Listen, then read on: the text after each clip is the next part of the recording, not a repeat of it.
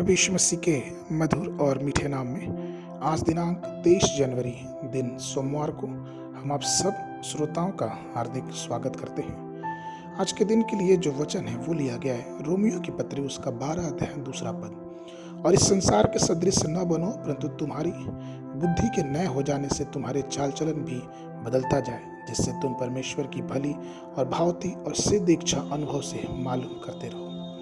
प्रियो, आपको एक नए वर्ष में एक नए मन की जरूरत है, ताकि हम सब कुछ उस नए मन के अनुसार प्राप्त करने वाले हो सके। यह परमेश्वर के सिद्ध इच्छा में से है कि हम परमेश्वर की आत्मा में रूपांतरित होते जाएं। प्रभु की सिद्ध इच्छा को जानना ही हमारा सबसे बड़ा उद्देश्य होना चाहिए। हमेशा हमें ईश्वर की इच्छा को अपने जीवन का केंद्र बनाना चाहिए। परमेश्वर की इच्छा हमको अपने जीवन से पूरी करते रहना चाहिए। हमें सब कुछ उसमें ही होके करना चाहिए।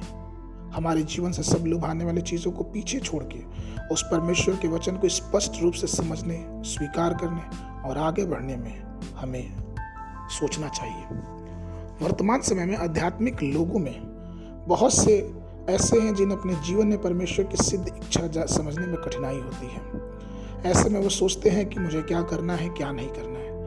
ऐसे में हमें चाहिए कि हम अपने पूरे हृदय से परमेश्वर के सामने बैठ के उसकी सिद्ध इच्छा को अपने जीवन में मालूम करें। वैवाहिक गठबंधन की मांग करते समय दूल्हे के माता पिता होने वाले दुल्हन को सामाजिक स्थिति, शिक्षा, रंग, उनके विषय में विशेष रूप से ध्यान देते हैं। आजकल तो लोग दहेज और आभूषणों को भी ध्यान से देखते हैं, और यदि ये सब उनको नहीं मिलता तो कई बार तो लोग ये बोल देते हैं कि ये परमेश्वर की इच्छा नहीं है।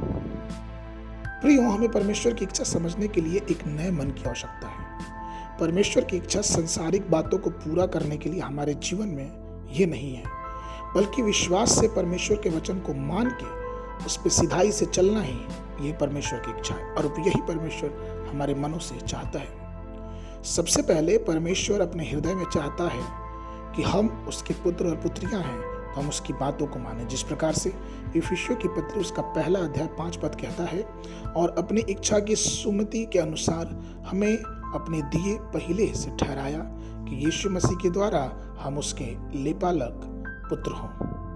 हमारे पास क्या ही बड़ा सम्मान है आपके लिए महसूस करना कि हम परमेश्वर के बेटे और बेटियां हैं। यूहन्ना की पुस्तक उसका 1 अध्याय 12 पद कहता है, परंतु जितनों ने उसे ग्रहण किया उसने उन्हें परमेश्वर की संतान होने का अधिकार दिया, अर्थात उन्हें जो उसके नाम पर विश्वास करते हैं। इसलिए अपने मन को नया करें। स्वर्ग हमारा घर है।